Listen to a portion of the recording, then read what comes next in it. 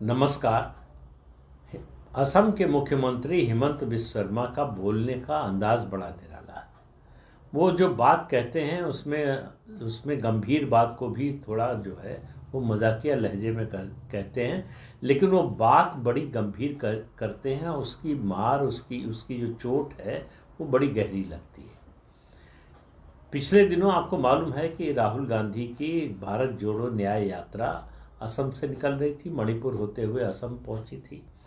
असम में उन्होंने और उनके साथ सहयात्रियों ने पुलिस बैरिकेड तोड़ा। पुलिस ने जो रास्ता बताया उससे जाने को तैयार नहीं थे। जिस रास्ते से जाना चाहते थे उस रास्ते पर रोक थी। तो राहुल गांधी ने बड़े गर्व के साथ बताया कि उन्होंने पुलिस बैरिकेड तोड़ा। पुलिस बैरिकेड तोड़ा मतलब कानून का उल्लंघन किया। तो उनके खिलाफ और उनके साथियों के खिलाफ एफआईआर दर्ज हुई और उसके बाद फिर जाहिर है कि एक्शन होना चाहिए था, लेकिन कोई एक्शन नहीं हुआ, गिरफ्तारी नहीं हुई।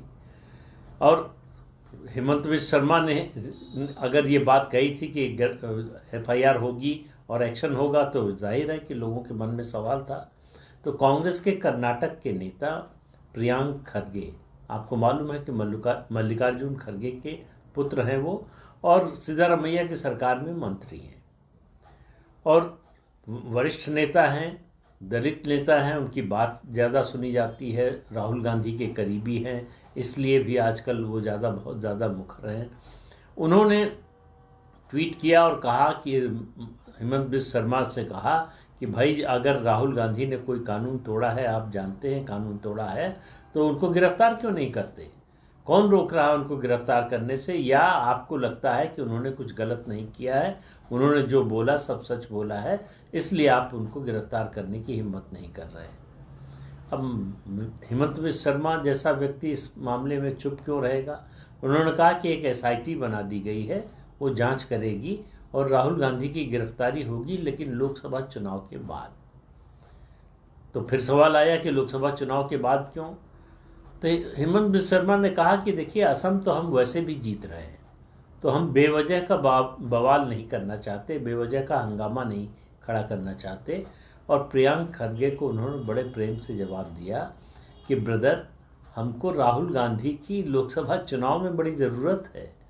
और आपको मालूम होगा कि बहुत से लोग हैं ऐसा मानने वाले कि भारतीय जनता पार्टी के स्टार कैंपेनर दरअसल प्रधानमंत्री नरेंद्र मोदी नहीं, कांग्रेस के पूर्व अध्यक्ष राहुल गांधी हैं। राहुल गांधी जो बोलते हैं, जो करते हैं, जिस तरह से बोलते हैं, उससे ज़्यादा बीजेपी की मदद और कोई कर नहीं सकता। अभी हाल ही में देखा, हाल ही में क्या, अभी एक दिन पहले की बात है, जिस तरह से उन्होंने पश्चिम बंगाल के बारे में बोला और जिस तरह से उन्होंने अधीर रंजन चौधरी, जो लोकसभा में कांग्रेस के नेता हैं, उनको हमला करने दिया ममता बनर्जी पर। अधीर रंजन चौधरी ने यहाँ तक कह दिया कि 2011 में जो जीत हुई ममता बनर्जी की, जो सत्ता में आई, मुख्यमंत्री बनी, वो कांग्रेस की कृपा से बनी। तो कांग्रेस की कृपा से बनी हुई मुख्यमंत्री हैं, इसलिए उनकी कृपा कांग्रेस को नहीं चाहिए। 2 सीट नहीं चाहिए कृपा में, हमारी ताकत और ज़्यादा है। ठीक है, अंदर कमरे के अंदर इस तरह की बातें हों, गर्मा गर्मी हो जाए, ये सब बातें समझ में आती हैं, लेकिन सार्वजनिक रूप से आप एक मुख्यमंत्री का इस तरह से अपमान कर रहे हैं, और उस मुख्यमंत्री का जो आपके गठबंधन का बहुत ही अहम हिस्सा है। तो ममता बनर्जी को बुरा लगना स्वाभाविक था। तृणमूल कांग्रेस के लोगों ने कहा कि अधीर रंजन चौधरी असल में ग्रेव डिगर हैं, यानी कब्र खोदने वाले हैं, गड़े मुर्दे उखाड़ने वाले हैं। तो और अब कहा जा रहा है कि तृणमूल कांग्रेस और कांग्रेस के बीच में जो संबंध बिगड़ा है, जिसकी वजह से ममता बनर्जी ने गठबंधन में सीटों के तालमेल से सीधे सीधे मना कर दिया है, उसकी वजह अधीर रंजन चौधरी है। उनके बयान, जिस तरह से वो लगातार, आज से नहीं, गठबंधन बना है उससे पहले से, और गठबंधन बनने के बाद भी लगातार ममता बनर्जी पर हमला करते रहे, उनके खिलाफ बोलते रहे हैं, उससे जो है संबंध बिगड़े हैं। और मामला यहाँ तक पहुँचा कि ममता बनर्जी ने एक तरह से गठबंधन से नाता तोड़ लिया। तो राहुल गांधी ने ये सब देखते हुए भी कुछ किया नहीं, कुछ बोला नहीं। कहा कि हमारे कुछ नेता इधर से, कुछ नेता उनके उधर से बोलते हैं, इससे थोड़ा जो है माहौल बदल जाता है। लेकिन अधीर रंजन चौधरी कोई छोटे मोटे नेता नहीं है कांग्रेस की। वो कांग्रेस के पश्चिम बंगाल के प्रदेश अध्यक्ष हैं और लोकसभा में कांग्रेस के नेता हैं, वरिष्ठ नेता हैं, जिनका सीधा संपर्क संबंध राहुल गांधी, सोनिया गांधी और मल्लिकार्जुन खड़गे जो कांग्रेस के राष्ट्रीय अध्यक्ष हैं उनसे है। ऐसे में उनको न रोका जाना बड़ा साफ संकेत था कि वो जो कुछ बोल रहे हैं वो कांग्रेस हाईकमान की मर्जी से बोल रहे हैं, और हाईकमान की मर्जी से बोल रहे हैं तो उसको उसी रूप में, उसी गंभीरता से लेना तृणमूल कांग्रेस और ममता बनर्जी के लिए भी मजबूरी थी। तो उन्होंने भी उसको गंभीरता से लिया, और गंभीरता से लेने के बाद गंभीरता से ही फैसला किया कि 2024 के लोकसभा चुनाव के लिए कांग्रेस से कोई नाता नहीं रहेगा, पश्चिम बंगाल में कोई सीटों का तालमेल नहीं रहेगा। हालांकि ममता बनर्जी ने जो बात कही वो बड़ी थोड़ी हंसी वाली लगती है। उन्होंने कहा कि इंडी अलायंस में हम लोग बने रहेंगे, राष्ट्रीय स्तर पर वो अलायंस रहेगा, लेकिन पश्चिम बंगाल में जो है हमारा कोई संबंध नहीं रहेगा। भाई, अगर पश्चिम बंगाल में आपका संबंध नहीं रहेगा तो राष्ट्रीय स्तर पर बने रहने का क्या मतलब है? क्योंकि तृणमूल कांग्रेस का कोई असर पश्चिम बंगाल से बाहर तो है नहीं।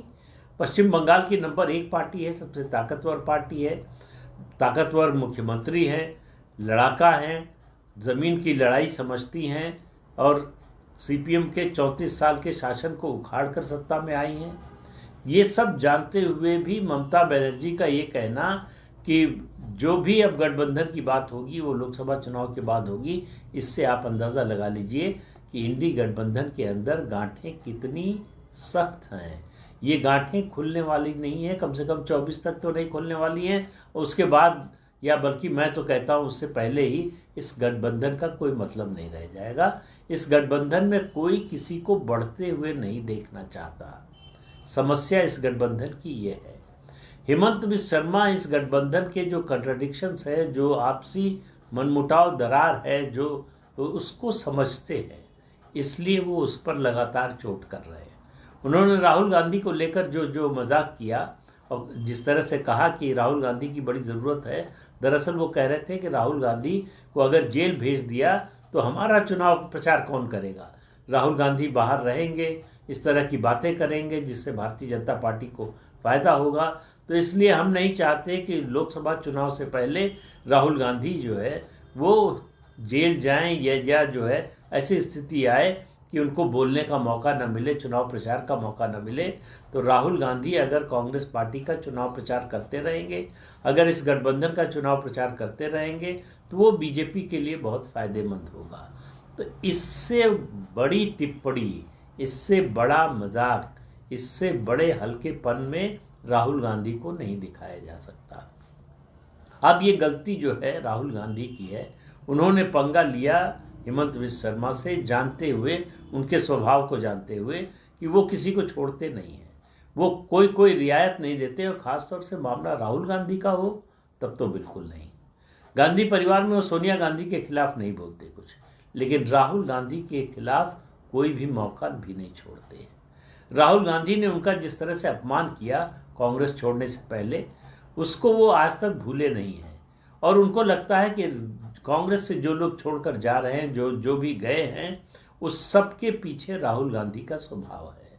उनका मानना है कांग्रेस की बर्बादी के पीछे राहुल गांधी का ही स्वभाव और उनका व्यवहार है, जिसकी वजह से लोग कांग्रेस से नाराज होकर छोड़कर जा रहे हैं, और राहुल गांधी अपने रवैये में कोई परिवर्तन, कोई बदलाव लाने को तैयार नहीं है। तो हेमंत बिस्वा शर्मा जब भी मौका मिलता है राहुल गांधी पर तंज कसने से बाज नहीं आते। इस बार फिर उन्होंने किया है, और ये आप मानकर चलिए कि वो चुपचाप बैठने वाले नहीं हैं। वो लोकसभा चुनाव के बाद जरूर एक्शन लेंगे। एसआईटी का गठन किया है तो उसकी जांच होगी। उनका कहना है कि पूरे प्रदेश में अशांति फैलाने का इरादा था, प्रदेश की शांति भंग करने का इरादा था, प्रदेश में जो है सांप्रदायिक तनाव फैलाने का इरादा था। इस इरादे से राहुल गांधी और उनके सहयात्रियों ने ये हंगामा किया, पुलिस बैरिकेड तोड़े, और जिस रास्ते से जाने की मनाही थी, निषेधाज्ञा थी, उधर से जाने की कोशिश की। तो राहुल गांधी के लिए चुनाव के दौरान हो या चुनाव के बाद मुश्किलें कम नहीं होने वाली हैं। चुनाव के बाद मुझे लगता है कि जब तक चुनाव होगा तब तक उनके ऊपर मुकदमों की एक नई बाढ़ आ चुकी होगी, तो उसके बाद उनको जो है उनका ज़्यादा समय अदालतों के चक्कर लगाने में ही बीतने वाला है।